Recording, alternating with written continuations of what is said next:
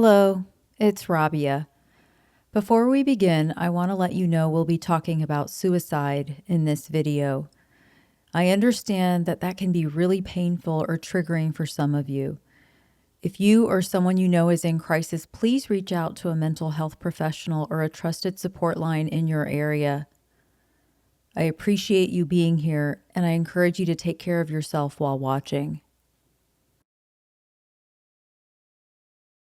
My name is Rabia, and this is my truth. First, I was a child. Then, I became a woman. Now and forever, I am a goddess. You know, I've as a therapist, I healed myself, or so I thought. I went to visit therapists, but I never really got into my body. And all of this pain and confusion and disorder was still in my body. And I knew, just like with every difficult thing in life, that I have to move through this. And every time I don't move through this, something terrible happens.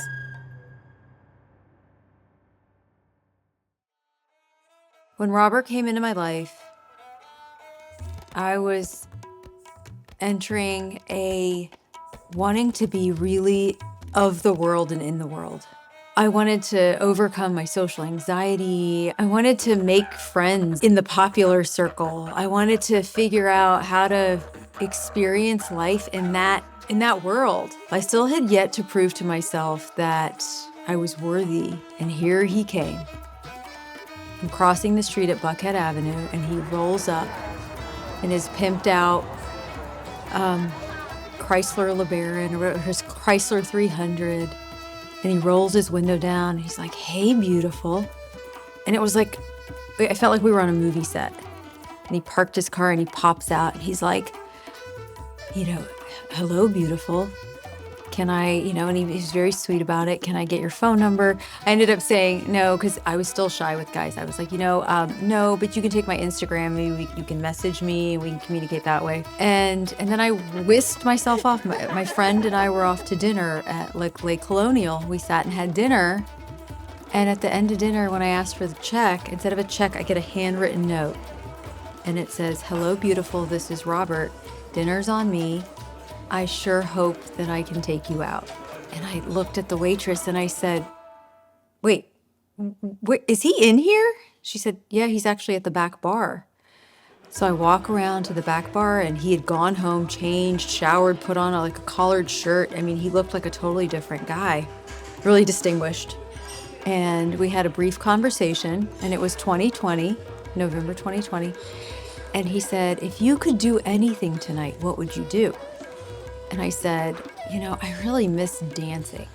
I have not been dancing, with COVID." And I went home, called my cousin, and I said, "I met this guy. What do I do?" And called my cousin, I called one of my friends from work, and they both were like, go out, have a good time. Stop being so stodgy. Go enjoy yourself. Break some rules, And so I did. I had my cousin met me there, but we just danced, and it was like magical. There was something magical about Robert, and I couldn't figure out what it was, but it just pulled me in.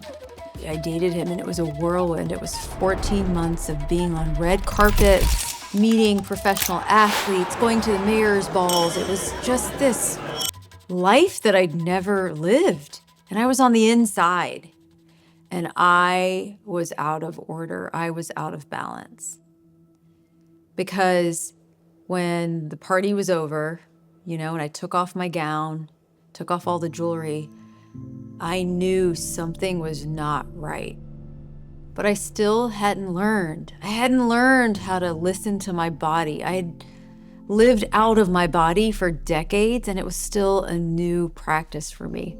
I ended up supporting him. I ended up fully supporting him. The picture he painted of who he was not who he was. And like I said, when the jewelry came off and the lights turned off and the gown came down, he was scary, but not that different from the family that I grew up in.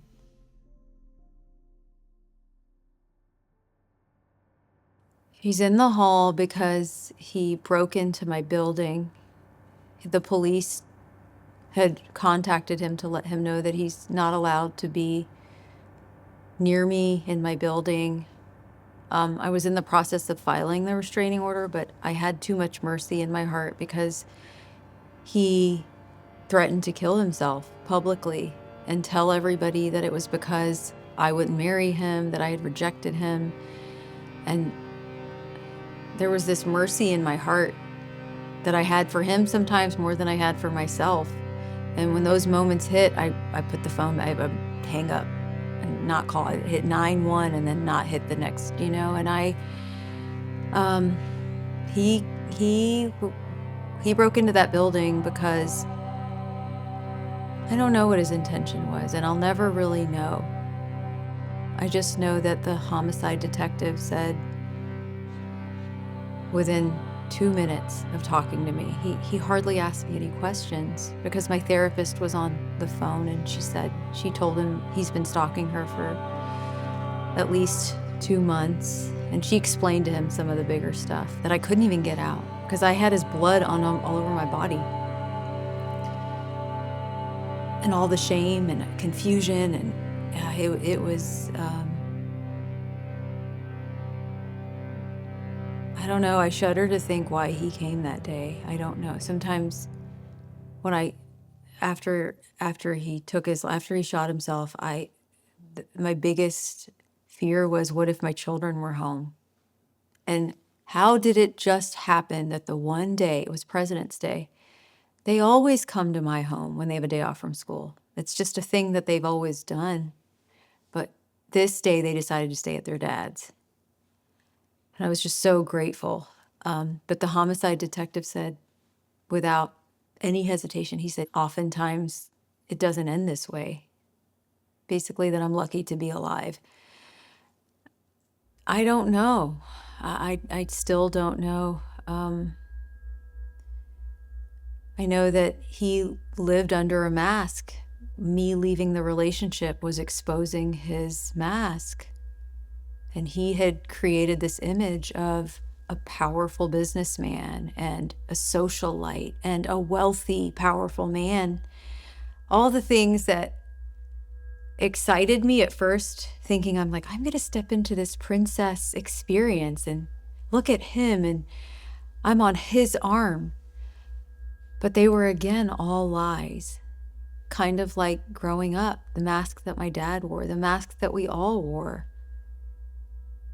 But the joys and the play and the happiness were more than I'd experienced in the earlier phases. And so I stayed until it got dangerous. And it got really dangerous when I had lunch with my mother and Robert. And my mother had advanced dementia at that point. She wasn't in a nursing home yet. But he told her at Rumi's in Alpharetta, we're having lunch, he told her the exact story that he told me about how he was going to get some big lump sum from a medical malpractice lawsuit, that he had wrongly been, he had a story, but it was so polished. I don't know what was true and what wasn't. I just know I saw him trying to pull the wool over my mother's eyes. And my mother looked at me, she said, he needs money. Let's give him money. How much money does he need? And he didn't hesitate. He looked my mother dead in her eyes. This is a woman with advanced dementia. And he said, I need $50,000. And it was like something came over me. I said, I have to protect my family from this person. I saw it. I saw a part of him, this really ugly part of him. And listen, did he have wonderful parts of him too? Absolutely. And I don't know what the rest of his life was. I only knew him for the last 14 months of his life. But I know that he was dangerous for me and my family. I was on the way to see my trainer. And it was like 7:15 and I received a text. My trainer had never canceled before. And I thought, oh, well, let me sit and do a little extra meditation and clean up, and then I'll head to the gym at 7:30. And Robert knew my schedule like clockwork. He would show up when I drop my daughter at dance. My mother and I have like a favorite restaurant called Cafe Effendi in Alpharetta. I would go there and he would say, and the owner would say, oh, you just missed Robert. He was just here. It was like he was stalking my every move.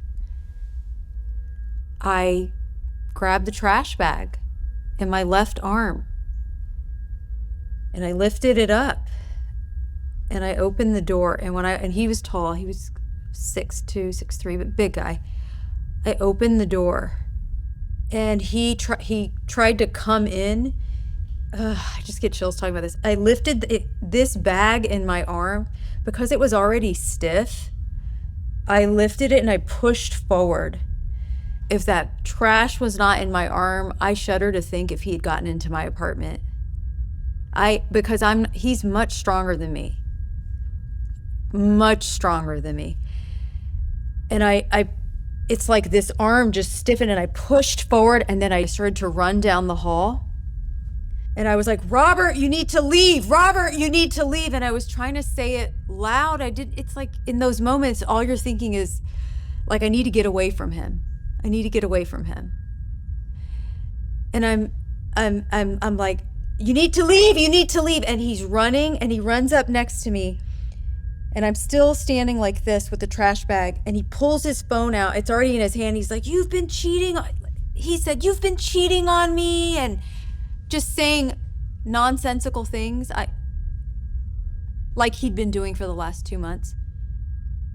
I knew he couldn't get close to me. I just knew, my body knew I needed to get away. I started screaming for help. Oh, God.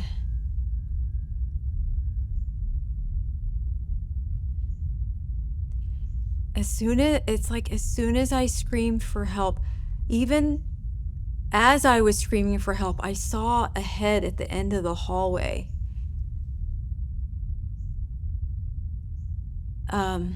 It was a neighbor who I didn't even know that well.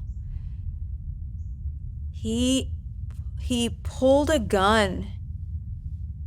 It happened so he pulled a gun out of his arm, his right arm, and he immediately goes, well, I'll just shoot myself. And he put it up to his head.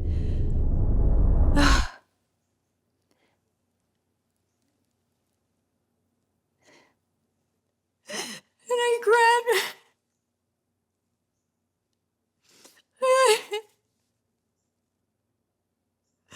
I took both of my arms and I tried to pull his arm away from his head.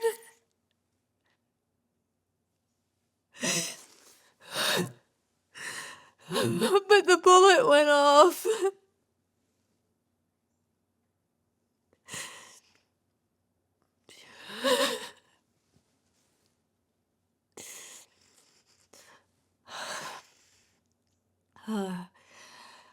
The bullet went off and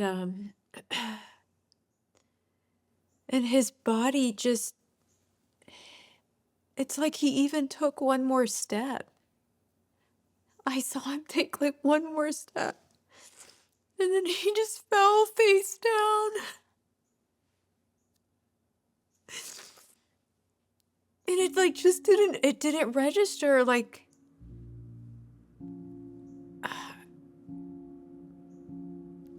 I don't know. I was still talking to him like, Robert, what are you doing? Like, I'm talking to him as if he's still alive. I'm like, Robert, what are you doing? Why are you doing this? What are you doing? And I grabbed the gun out of his hand because I didn't know he was dead. Like, he was dead. It didn't occur, you know? And I pulled the gun out of his hand to get it away from him in case he was going to do something. I don't know. It wasn't making sense. But then the neighbor, her name was Jessica. She's such an angel. She came over and she helped me just like get the gun out of my hand. She's like, you've got to put the gun down. She helped me put the gun down. And then she just held me. It's like his spirit was still there. And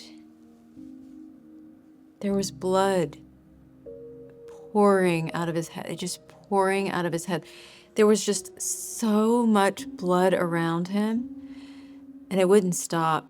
But it was like I just needed to talk to his spirit, so I couldn't like leave his side. And I don't even remember how, but my therapist, she eventually made it there, and she came and got me, and I was like, Katie, I need you to just like communicate to Robert.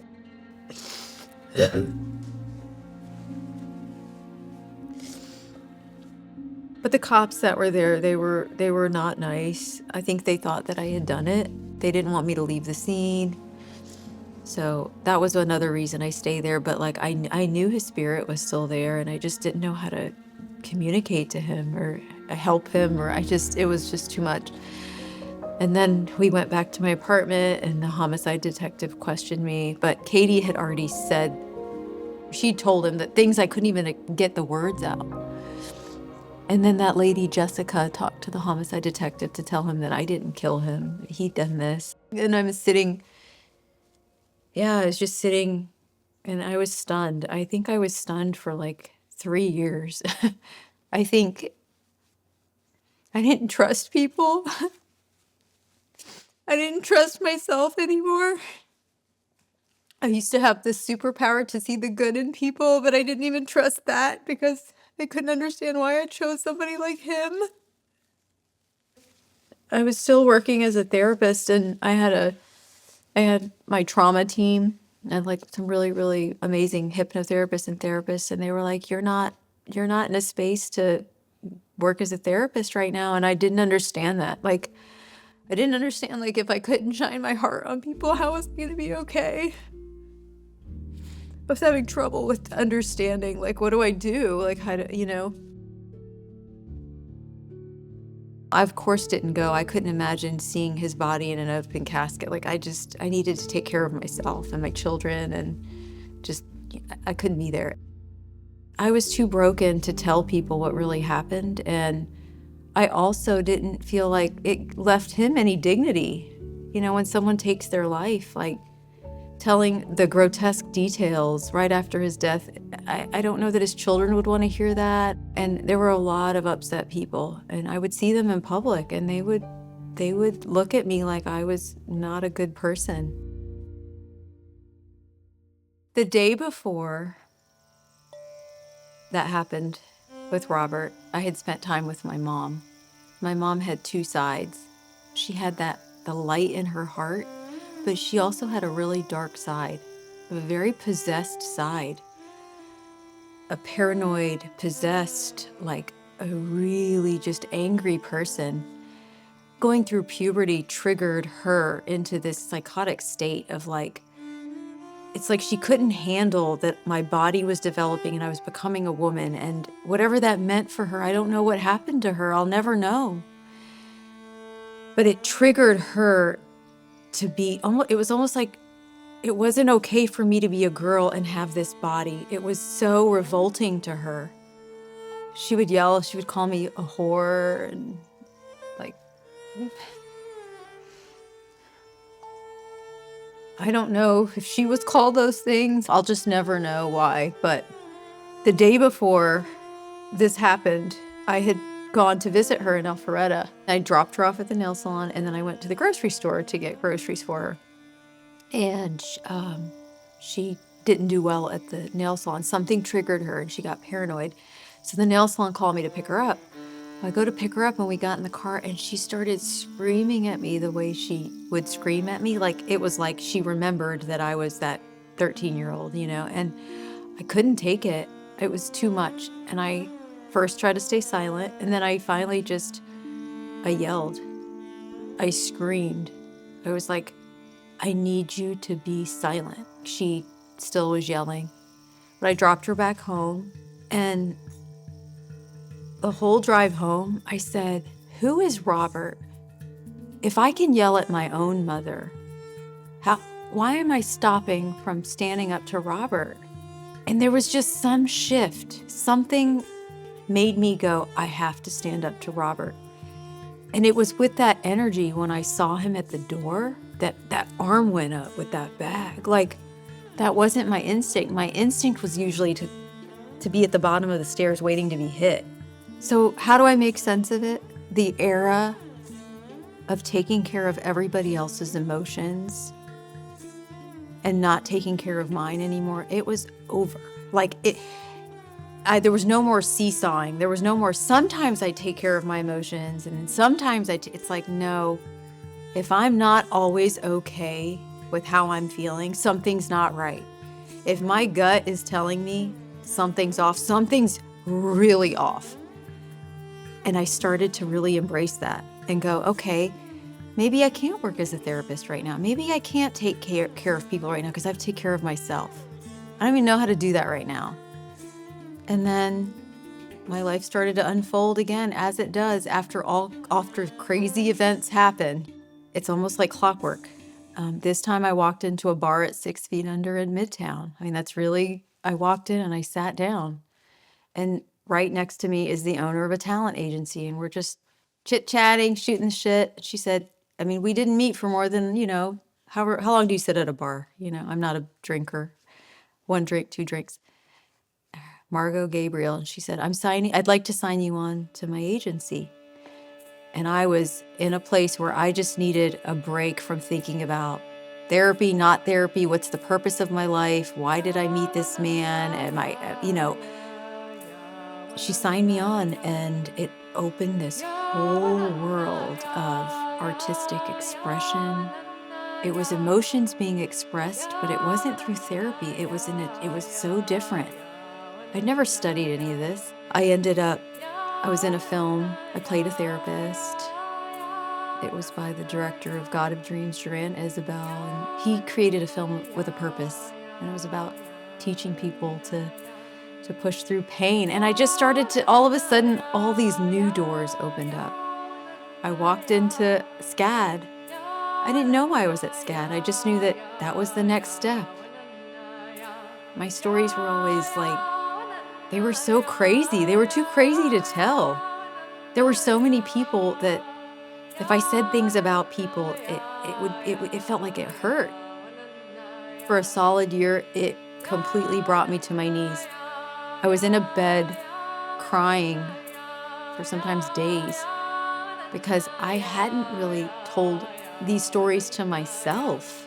I didn't really explore them.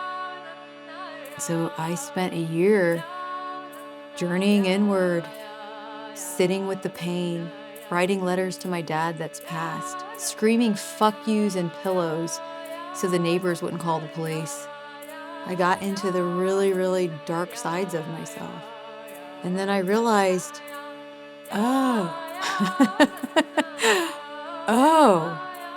just owning my truth.